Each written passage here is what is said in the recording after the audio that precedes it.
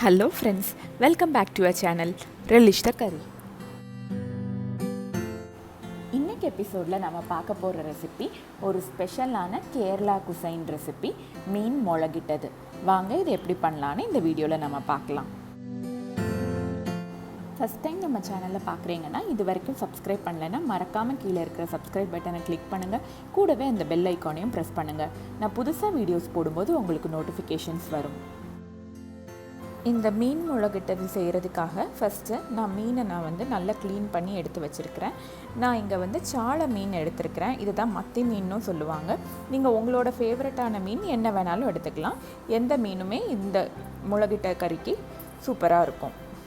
இந்த கறியோட ஸ்பெஷாலிட்டியே இதுக்கு தேங்காய் எதுவும் தேவையில்லை. நம்மளுக்கு பிடிச்சமான கன்சிஸ்டன்சியில் இதை நம்ம வச்சுக்கலாம். உங்களுக்கு ட்ரை வெர்ஷன் வேணால் ட்ரை, இல்லைன்னா கிரேவியாக வேணாலும் கிரேவி, இல்லை செமி கிரேவியாக கூட நம்ம செஞ்சுக்கலாம். இந்த முளகிட்ட கறிக்கு மெயின் ஃப்ளேவரே இந்த காஷ்மீரி சில்லி தான். நான் இங்கே காஷ்மீரி சில்லி அந்த ஹோல் சில்லி எடுத்துருக்கிறேன். உங்களுக்கு இது கிடைக்காட்டா நீங்கள் காஷ்மீரி சில்லி பவுடர் கூட நீங்கள் யூஸ் பண்ணிக்கலாம். பவுடர் நீங்கள் ஆட் பண்ணுறீங்கன்னா நல்ல தண்ணியில் மிக்ஸ் பண்ணி அதை கட்டியாக்கி தான் குழம்புல சேர்க்கணும். நான் இப்போ இதை மையாக அரைச்சிக்க போகிறேன். நான் இப்போ ஹோல் மிளகாவாக சேர்க்குறதுனால இதை நல்ல சூடு தண்ணியில் நான் ஒரு அரை மணி நேரம் ஊற வச்சுட்டு இதை அரைச்சி எடுத்துக்க போகிறேன். ரெண்டு ஆப்ஷன் இருக்குது. ஒன்று நீங்கள் சுடு தண்ணியில் இந்த மிளகை ஊற வச்சு அரைக்கலாம், இல்லைன்னா இந்த மிளகை ஒரு 10 நிமிஷம் கொதிக்க வச்சுட்டு அப்புறமாவும் அரைச்சி எடுத்துக்கலாம். அரைக்கும்போது நான் இந்த மிளகாவோட காம்பை நான் எடுத்துக்கிறேன். இன்னொரு டிப் என்னென்னா, நீங்கள் அரைக்கும்போது உப்பு சேர்த்து அரைச்சிங்கன்னா இது நல்ல பேஸ்ட்டாக உங்களுக்கு அரைப்படும். பார்த்திங்கன்னா இப்போ நம்ம நல்லா அரைச்சி எடுத்துட்டோம்.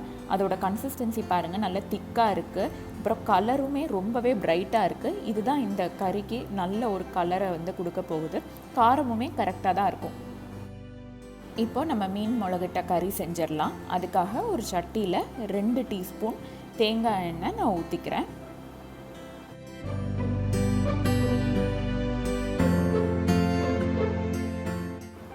எண்ணெய் சூடானதும் 1 டீஸ்பூன் கடுகு நம்ம இதோட சேர்த்துக்கலாம்.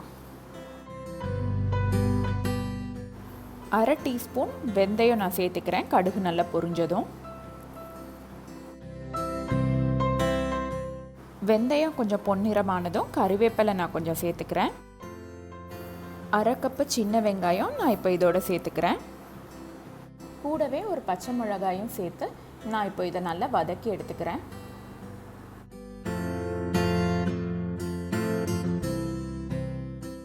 தேவையான அளவு உப்பு சேர்த்துக்கலாம்.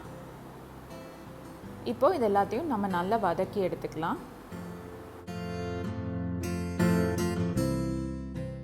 1/2 டேபிள் ஸ்பூன் இஞ்சியும் பூண்டும் நான் இடித்ததை இதோட சேர்த்துக்கிறேன். நல்லா வதக்கிக்கலாம்.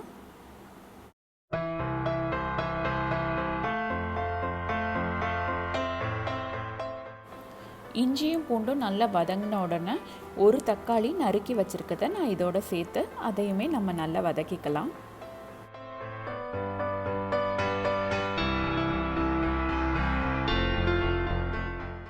கூடவே 1/4 டீஸ்பூன் மஞ்சள் தூள் நான் இதோட சேர்த்துக்கிறேன்.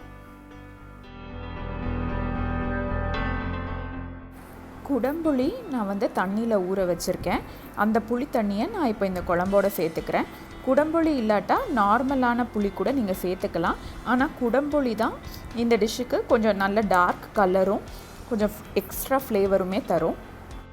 நான் எலுமிச்சை பழ சைஸில் அந்த குடம்புளி எடுத்து ஊற வச்சுருந்தேன் இந்த தண்ணியில். கிரேவி கன்சிஸ்டன்சிக்கு ஏற்ற மாதிரி நம்ம புளி தண்ணி ஊற்றிக்கலாம்.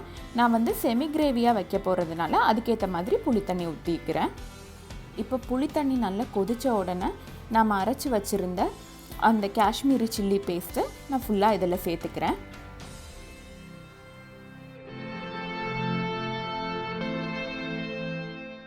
நல்லா நம்ம மிக்ஸ் பண்ணி விட்டுக்கலாம். பார்த்திங்கன்னா அந்த கலரே அவ்வளோ அப்படைசிங்காக இருக்குது. நல்ல பிரைட் கலராக இருக்குது. நீங்கள் இந்த டைமில் உப்பு, காரம், புளி எல்லாம் கரெக்டாக இருக்கான்னு பார்த்துட்டு அதுக்கேற்ற மாதிரி நீங்கள் அட்ஜஸ்ட் பண்ணிக்கலாம். குழம்பு ஒரு கொதி வந்ததும் நம்ம கழுவி வச்சுருக்கிற மீன் துண்டுங்களை நம்ம இதில் ஆட் பண்ணிக்கலாம்.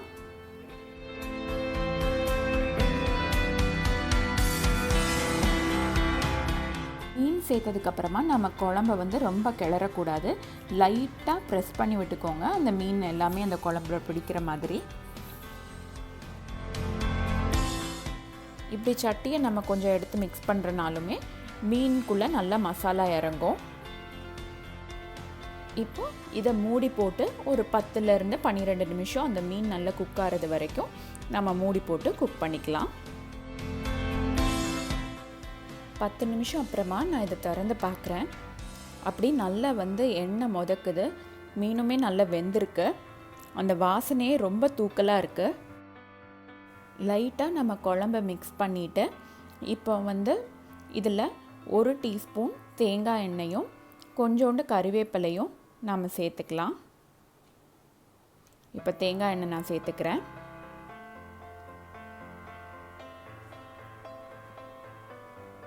கூடவே கொஞ்சம் கறிவேப்பிலையும் நான் அது மேலே போட்டுக்கிறேன்.